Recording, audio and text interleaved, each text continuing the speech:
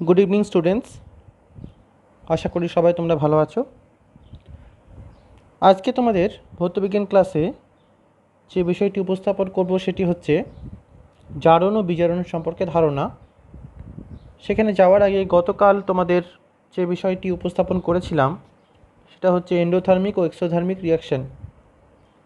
সেখানে একটি প্রশ্ন ছিল যে ঝালাইয়ের কাজে অক্সিজেন ও অ্যাসিটিলিন গ্যাসের মিশ্রণ ব্যবহার করা হয় কেন, অথবা প্রশ্নটা এভাবে ঘুরিয়ে দেয় যে চাপে রাখা অক্সিজেন ও অ্যাসিটিলিন গ্যাসের উচ্চ গতিতে নির্গত মিশ্রণের দহনে ঝালাই করার সময় আলোকশক্তি আসে কোথা থেকে। এরকমভাবে প্রশ্নটা দিতে পারে 2 নম্বর প্রশ্ন। সেক্ষেত্রে তোমরা কীভাবে লিখবে প্রশ্নটা তোমাদের একটু ডিসকাস করে দিই। ঝালাই কারখানায় খুব সরু ছিদ্রের মধ্যে দিয়ে উচ্চ চাপে অক্সিজেন ও অ্যাসিটিলিন গ্যাসের মিশ্রণকে পাঠানো হয় এবং এই মিশ্রণ পাঠানোর ফলে অ্যাসিটিলিন গ্যাসের দহনে প্রায় 2000 থেকে 3000 ডিগ্রি সেলসিয়াস পর্যন্ত তাপ ও প্রচুর পরিমাণ আলোক শক্তি উৎপন্ন হয়। এই তাপ ও আলোক শক্তি আসে একটা রাসায়নিক বিক্রিয়ার ফলে।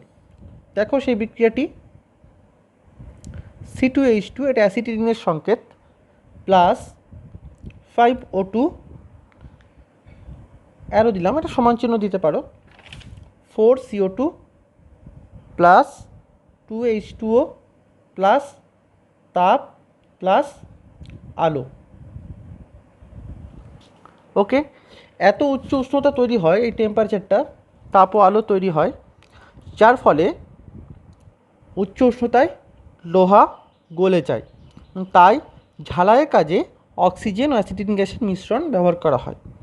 এই প্রসঙ্গে বলে রাখা দরকার যে ওয়েল্ডিং কারখানায় যেখানে ঝালাইয়ের কাজ হচ্ছে, কর্মীরা কী করে, যারা কাজ করে বিশেষ ধরনের ফিল্টার লাগানো চশমা পরে থাকে। কেন থাকে? কারণ ওয়েল্ডিং কারখানায় অক্সি অ্যাসিটিলিন ও অক্সি হাইড্রোজেন শিখার মাধ্যমে ঝালাই করা হচ্ছে। এই শিখাতে টেম্পারেচারের পরিমাণ হচ্ছে 2000 থেকে 3000 ডিগ্রি সেলসিয়াস উষ্ণতা। এত উষ্ণতায় যে এত আলো উৎপন্ন হয় তাতে কী থাকে, অনেকটা খানিকটা কী থাকে, অতি বেগুনি রশ্মি বা ইউভি রশ্মি থাকে, যা চোখের পক্ষে ক্ষতিকারক। তাই জন্য ওয়েল্ডিং কারখানার কর্মীরা বিশেষ ধরনের ফিল্টার লাগানো চশমা ব্যবহার করেন। তাহলে বিক্রিয়াতে দেখো, যেক্ষেত্রে তাপ ও আলো উৎপন্ন হচ্ছে সেক্ষেত্রে কি হয়, কম্বাউশন অর্থাৎ দহন ঘটে। তাহলে 2 বা ততোধিক পদার্থের মধ্যে দ্রুত রাসায়নিক বিক্রিয়া ঘটার ফলে তাপ ও আলো উৎপন্ন হলে তাকে কি বলবো আমরা, দহন বা কম্বাসন। COMBUSTION। যেমন দেখো, এক টুকরো কাঠকয়লাকে যদি আমরা আগুনে প্রজ্বলিত করি তাহলে কার্বন ডাইঅক্সাইড উৎপন্ন হয়। ওকে, কাঠকয়লার মধ্যে সাধারণত কি থাকে, কার্বন। ওকে, তাহলে carbon plus oxygen, CO2 plus তাপ, ওই একই বিক্রিয়া। তাহলে দাহ্য পদার্থ আর দহনের সহায়ক পদার্থের মধ্যে কী তাপ পার্থক্য আছে? দাহ্য পদার্থ হচ্ছে যে সকল পদার্থ নিজে পুড়ে গিয়ে তাপ ও আলো উৎপন্ন করবে, তাদেরকে দাহ্য পদার্থ বলবো। যেমন উদাহরণ হিসেবে কী থাকে, কাঁচ, কাগজ, ওকে, ডিজেল, কেরোসিন ইত্যাদি। এগুলো হচ্ছে কি, দাহ্য পদার্থ, কারণ এরা কি হয়, নিজে পুড়ে তাপ উৎপন্ন করে। আর যে সকল পদার্থ দহনে সাহায্য করে, অর্থাৎ দাহ্য পদার্থকে জ্বলতে সাহায্য করে কিন্তু নিজেরা জ্বলে না, তাদেরকে বলা হয় দহনের সহায়ক পদার্থ। উদাহরণ হিসেবে কী হতে পারে, অক্সিজেন, ক্লোরিন ইত্যাদি। তাহলে এগুলো কি হচ্ছে, দহনের সহায়ক পদার্থ।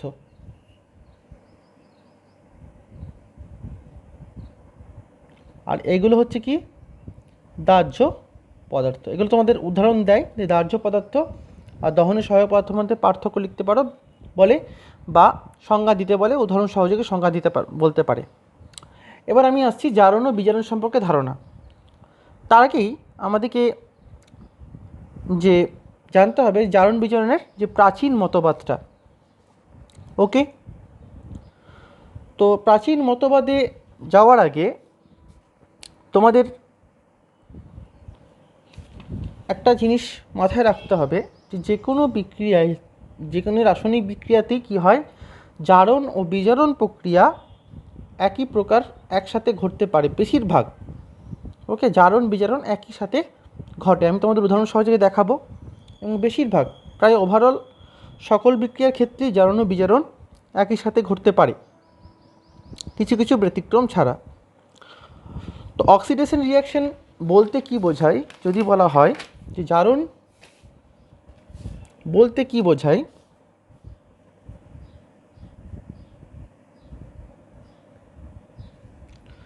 অক্সিডেশন রিয়াকশন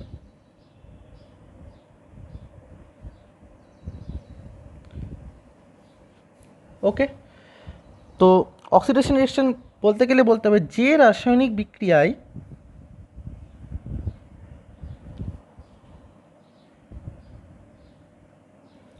কোনো মৌল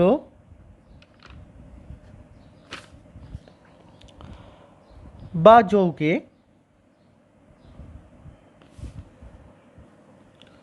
অক্সিজেন বা অপর কোনো তড়িৎ ঋণাত্মক মৌল, মানে ইলেকট্রোনেগেটিভ এলিমেন্ট, যেমন দেখো উদাহরণ হিসেবে দিচ্ছি chlorine, fluorine, nitrogen, OH minus etcetera দিলাম, অথবা কোনো যৌগ থেকে হাইড্রোজেন বা অপর কোনো তড়িৎ ধনাত্মক মৌল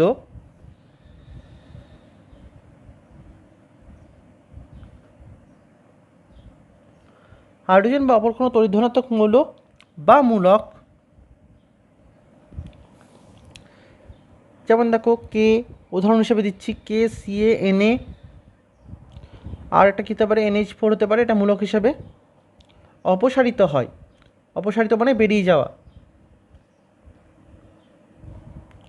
সেই বিক্রিয়াকে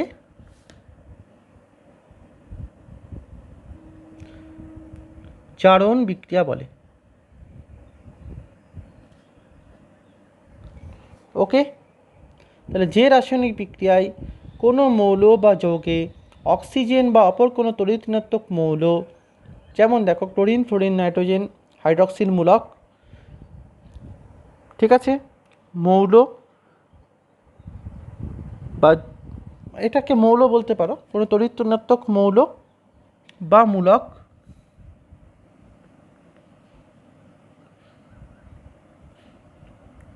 যুক্ত হয়, অথবা কি বললাম, কোনো যৌগ থেকে হাইড্রোজেন বা অপর কোনো তড়িৎ ধনাত্মক মৌল বা মূলক অপসারিত হয়, সেই বিক্রিয়াকে জারণ বিক্রিয়া বলে। যেমন দেখো একটা উদাহরণ দিই তোমাদের, S+O2 সমান হচ্ছে SO2। এক্ষেত্রে দেখো সালফার অক্সিজেনের সঙ্গে যুক্ত হচ্ছে, SO2 হচ্ছে, তাহলে সালফার অক্সিজেনের প্রভাবে সালফার ডাইঅক্সাইডে পরিণত হচ্ছে, তো সালফারের এক্ষেত্রে কী হচ্ছে, জারণ ঘটছে। ওকে, একই রকমভাবে দেখো FeCl2 ফেরাস ক্লোরাইড, তারপরে যদি ক্লোরিন গ্যাস চালনা করা হয়, বর্ণহীন ফেরাস ক্লোরাইড, বর্ণহীন ফেরাস ক্লোরাইড দমনে Cl2 গ্যাস চালনা করলে কি হবে, 2FeCl3, এটা হচ্ছে হলুদ বর্ণের ফেরিক ক্লোরাইড।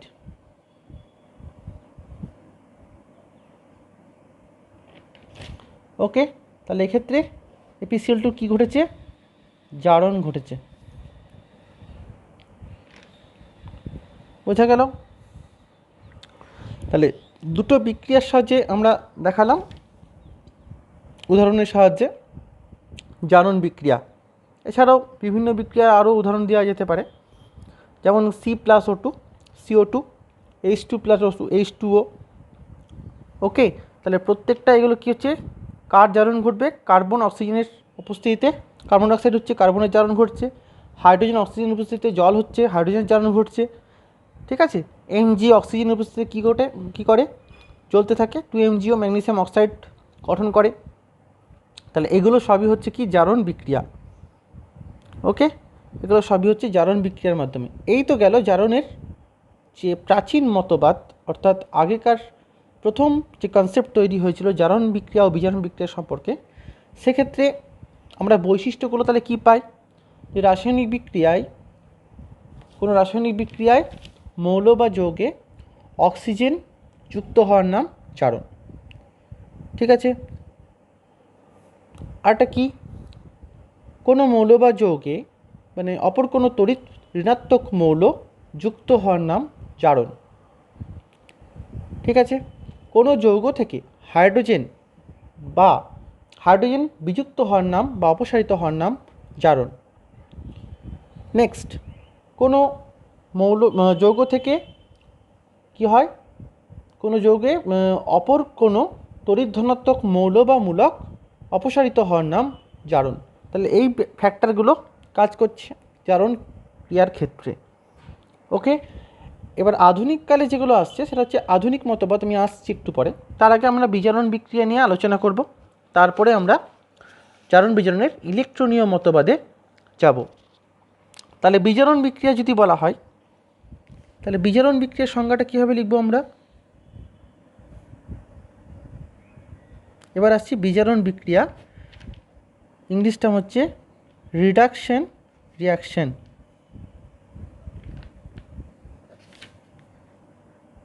ওকে,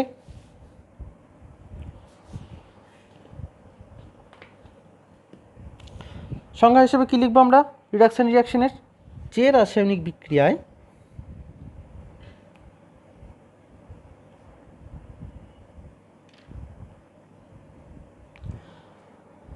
কোনো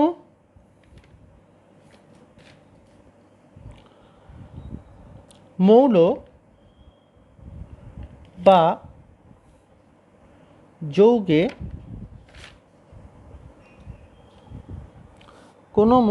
যৌগে হাইড্রোজেন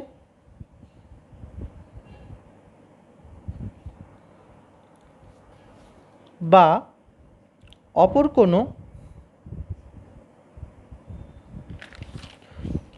কোনো তড়িৎ ধনাত্মক মৌল, ঠিক উল্টো প্রক্রিয়া হচ্ছে বিজারণ বিক্রিয়া। মনে থাকবে, জারণের উল্টো প্রক্রিয়া, তাহলে সংজ্ঞাটাও উল্টো হবে। তড়িৎ ধনাত্মক মৌল বা মূলক লিখলেই আমি বুঝতে পারবে, দেখবে একই রকম লিখছি।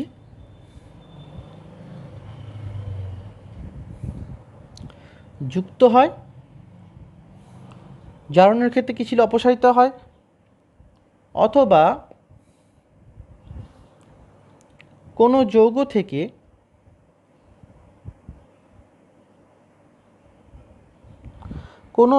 থেকে কী লিখব, অক্সিজেন বা অপর কোনো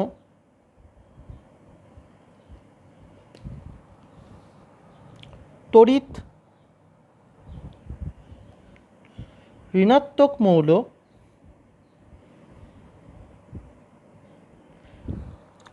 বা মূলক, ব্র্যাকেটে একই উদাহরণ আরও হতে পারে, আমি জাস্ট একটা উদাহরণ কয়েকটা দিলাম আর কি। অপসারিত হয়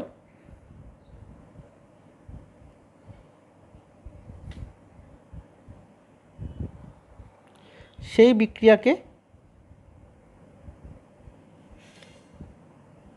বিজারণ বিক্রিয়া বলে।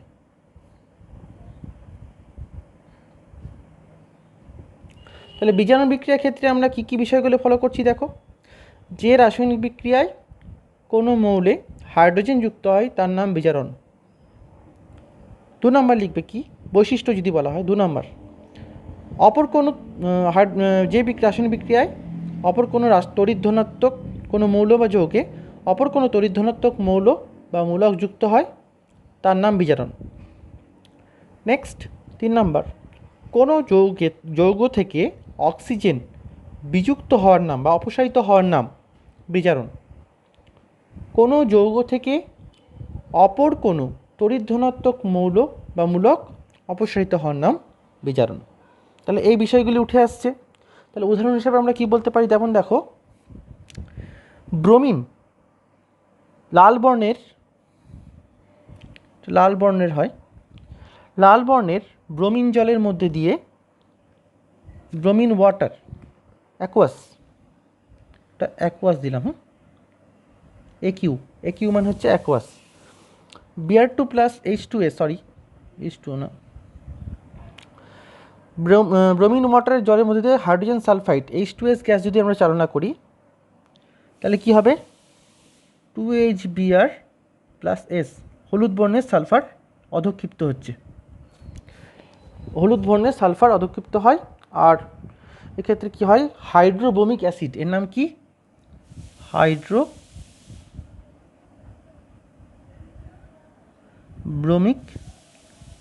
অ্যাসিড উৎপন্ন হয়। ওকে, তাহলে এক্ষেত্রে দেখো Br2 কি হচ্ছে, হাইড্রোজেন অপসারিত হচ্ছে, এখানে হাইড্রোজেন বেরিয়ে যাচ্ছে, তাই তো। তাহলে হাইড্রোজেন অপসারিত হওয়ার নাম কি, বা আর একটা কী বলা হচ্ছে যে তড়িৎ ধনাত্মক মৌল যুক্ত হচ্ছে, তড়িৎ ধনাত্মক মৌল যুক্ত হওয়ার নাম কি বলেছি, বিজারণ। ঠিক আছে, তড়িৎ ধনাত্মক মৌল।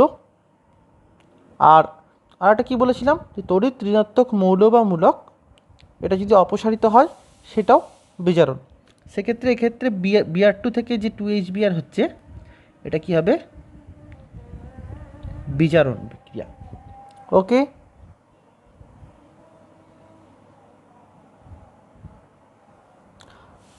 এবার তোমাদের প্রশ্ন আসে যে অক্সিজেন ছাড়া জারণ সম্ভব?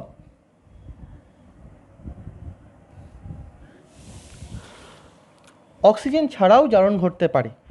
তখনই আমাদের এলো পরবর্তী যে ইকুয়েশন, যে অক্সিজেন ছাড়াও যখন জারণ বিক্রিয়া ঘটতে পারে, যেমন আমরা জারণের সংজ্ঞা থেকে আমরা কি জানছি, যে কোনো মৌলের বা যৌগের সঙ্গে অক্সিজেন বা অন্য কোনো তড়িৎ ঋণাত্মক মৌলের বা মূলকের সংযোগ, এবং কোনো যৌগ থেকে হাইড্রোজেন বা অন্য কোনো তড়িৎ ধনাত্মক মৌল বা মূলকের অপসারণ, তাই তো। তাহলে এক্ষেত্রে দেখো একটা বিক্রিয়া দিচ্ছি যেখানে অক্সিজেনের কোনো নামগন্ধ নেই, তাহলে শুধুমাত্র অক্সিজেন যুক্ত হওয়ার নামই জারণ হতে পারে না, এখানে কোনো অক্সিজেনের উপস্থিতিই নেই। যেমন দেখো 2Al প্লাস 3Cl2, এখানে Al এর জারণ ঘটছে, তাহলে এখানে কি সংযোগ হচ্ছে, Cl সংযোগ। Clটা কি, তড়িৎ ঋণাত্মক মৌল বা মূলক, তাহলে তড়িৎ ঋণাত্মক মৌল বা মূলক সংযোগ হলেও জারণ হয়। ঠিক একই রকমভাবে H2S প্লাস Cl2, ওকে, HCl প্লাস S, এক্ষেত্রে কী হচ্ছে দেখো, H2S থেকে যে S হচ্ছে এই অংশে জারণ ঘটছে, কারণ এই অংশে কি হচ্ছে, হাইড্রোজেন অপসারণ। ওকে, আমরা একই বলেছিলাম যে হাইড্রোজেন অপসারণ হলেও জারণ হয়, জারণের সংজ্ঞাতেই বলা হয়েছে, বৈশিষ্ট্য এটা। তাহলে দেখো অক্সিজেন ছাড়াও জারণ সম্ভব হচ্ছে এই দুটো বিক্রিয়ার ক্ষেত্রে, উদাহরণ দিয়ে। ওকে, এবার তোমাদের আর একটা প্রশ্ন দেয় যে হাইড্রোজেন ছাড়া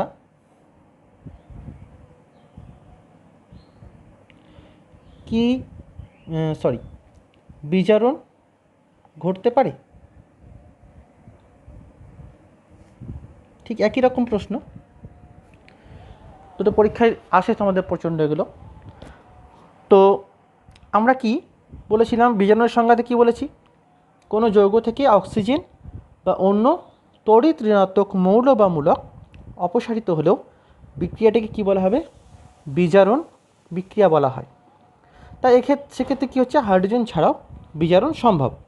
যেমন দেখো CuCl2, এর নাম হচ্ছে কি,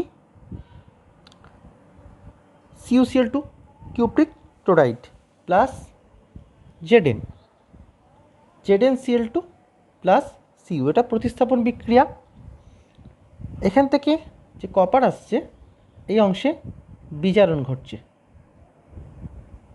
ওকে, তাহলে এক্ষেত্রে কী হচ্ছে, তড়িৎ ঋণাত্মক Cl এর অপসারণ ঘটছে।